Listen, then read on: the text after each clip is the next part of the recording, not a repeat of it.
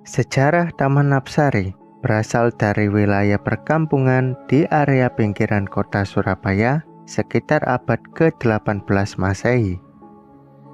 Pada masa itu, kawasan ini merupakan daerah perkampungan di bantaran Sungai Kalimas yang banyak dihuni oleh para pedagang, khususnya etnis Tionghoa dan Arab.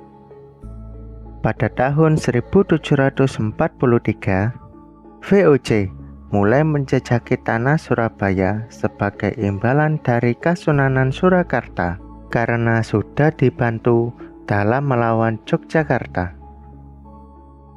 VOC menjadikan Surabaya sebagai pusat pemerintahan dan perdagangan untuk wilayah Hindia bagian timur. Gudang-gudang besar dan area kantor dagang dibangun di wilayah Surabaya. Seorang tokoh militer dari Belanda yang bernama Ziek van Hogenrop yang memegang jabatan sebagai pemimpin tertinggi VOC di wilayah timur Hindia Belanda.